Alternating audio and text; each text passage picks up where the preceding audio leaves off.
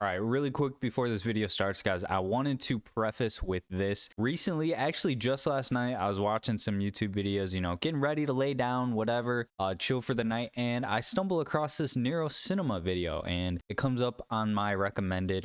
First of all, before I say any of this, shout out Nero Cinema. You guys will understand in a second. I'm not going to say I tune into every single Nero's Cinema video, but he's one of those guys who've been doing it for a long time. So obviously, you know, I'm tuning in here and there. So, but yeah, I stumbled across this video, and this was about Black Ops 4 being the most underrated Call of Duty of all time.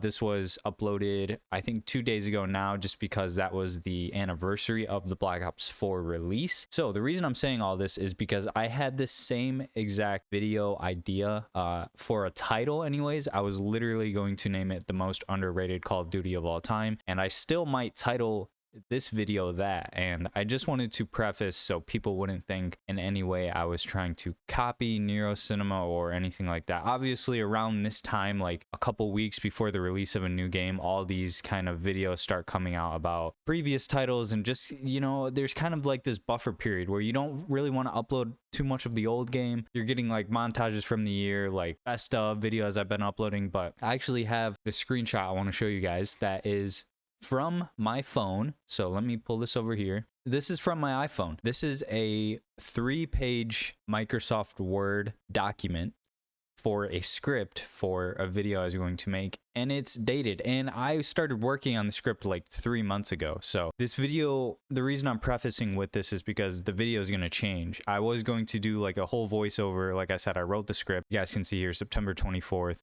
If you had to pick the most underrated Call of Duty over the past 2 decades, which one are you picking? And it's funny because I said right here, I'm assuming most of you would say something like the original MW3 from 2011, Ghost AW, maybe World War II, or my very last one was Black Ops 4. And I know that these 5 titles specifically get thrown. Like, I just had a whole video like explaining it, talking about it. So, and not that this ruined it in any way, but I had this video idea for months. I want to say I thought about it like summer sometime, like July, August, like, because in my personal humble opinion, as a fan of Call of Duty for 15 years, I think, give it 2-3 months time, I think Modern Warfare 3 2023 will be the most underrated Call of Duty of all time. I've already seen videos talking about how the amount of post-launch, this has been the most successful post-launch content in our game's history. And I have to agree, man. It's just, and I don't want to factor in all of the COD HQ stuff, all of like the seasonal stuff, the battle pass, everything like that.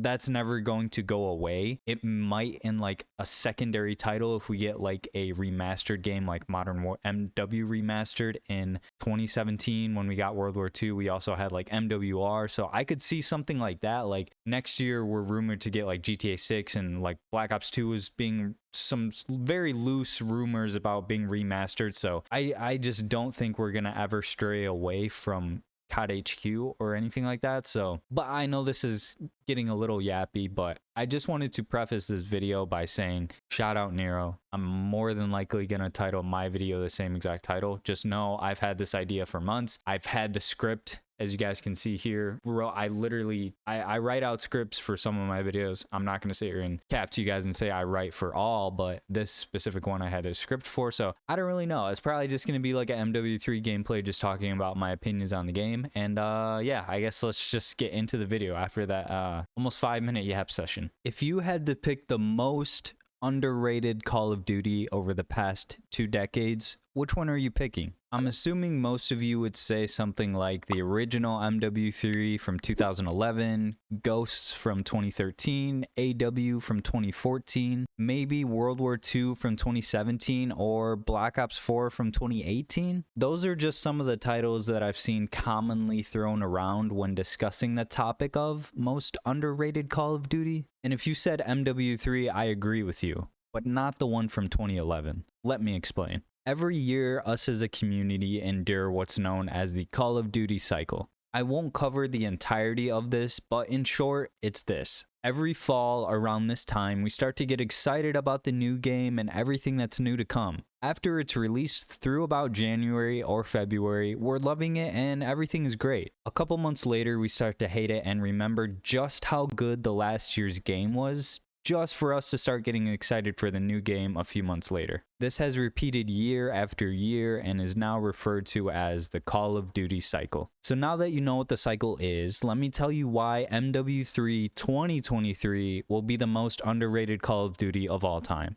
Something just feels different this year. Like, I haven't really seen an argument that's really for or really against MW3. And maybe that's just me, but it seems like we're all ready for BO6, but in previous years we couldn't wait to get off of the current game. I don't know about you, but I haven't really seen that this year. Obviously, we're excited for Treyarch, but not because Sledge is terrible. Maybe because we're coming off such a bad year with IW and MW2 2022. Now, personally, I love this game. I still play it every day and thoroughly enjoy it. I know over its lifespan there were some negatives, but the positives heavily outweigh the negatives. But let's break down some of the negatives. For one, going back to when the game was first announced, it was coming off the worst title and year for our game, MW2 2022. And that game was initially supposed to be a 2-year life cycle. Wow, thank God that it wasn't. MW3 was arguably what MW2 should have been, but it's a little too late for that now. Some early things they marketed as revolutionary changes and things that are going to change the way Call of Duty is played forever were the aftermarket parts. There were some cool ones and some that just didn't make sense, but at the end of the day, you unlock them, use them for a day, if that, and then never think about them again. Half of them I've never even used. This isn't something that was really taking away from the core of the game, but rather something that was added that you could mess around with. At least that's how I saw them all year. On the campaign side of things, they were really marketing being able to have multiple outcomes and you can choose how you want to play and have more control over it. The campaign to me wasn't bad, but I wouldn't play it again. Other negatives in my opinion were the armory unlocks, and this just makes no sense, and the system was one of the biggest flaws noted by not only myself, but a majority of the community. Again, I don't know if they thought this was a good idea, but you're trying to fix something that wasn't broken and the system just made no sense. I get you're trying to entice people to complete daily challenges and this and that, but in the beginning, people were having issues with challenges not tracking. Once you completed your 3 daily challenges, then your wins wouldn't track. Add that on top of SBMM and actually trying to win a public match. A lot of people don't have the time to grind through daily challenges and unlock basic things such as perk or a grenade, so towards the beginning of the game, the system was terrible, yes. The other big notable from this year was the lobby stability issues. Now, I know there's probably some who think that it's just been happening this year, but if I'm being honest, the past 2 to 3 years have been terrible in terms of servers, lobbies crashing, packet loss, you name it. I don't think this was necessarily Sledge's fault or any of the devs' fault for that matter, but rather an Activision issue. And if you think SBMM is going anywhere, you might just want to switch to a different game. Other than those negatives, if you even count some of those things as negatives, some were rather just annoying and forgot about or didn't really have an impact on the core of the game. What else did you not like about MW3? As we stated earlier, this was what MW2 2022 should have been. People will say that they did the bare minimum or they put out no original maps, but they easily could have done nothing and gave us another year of MW2 2022, but instead they gave us 18 new 6v6 maps, 2 remastered 6v6 maps, 18 6v6 map variants, 2 parkour maps, 1 war map, and 1 gunfight map, 42 total maps post-launch. Sledge also gave us back slide canceling and dead silence. 2 of the biggest gripes of MW2 2022 was the clunkiness and no dead silence. If they would have just changed those 2 things, the game would have been 1,000 times better. They were transparent and their communication the whole year with the community was insane, adding live support and updates during the beta, and that continued throughout the year. They gave us experimental playlists, which has never been done in any Call of Duty title before. The weapons were fun and the gunplay was amazing, which never really is an issue with COD. The amount of camos to unlock with Interstellar, Borealis, Bioluminescent,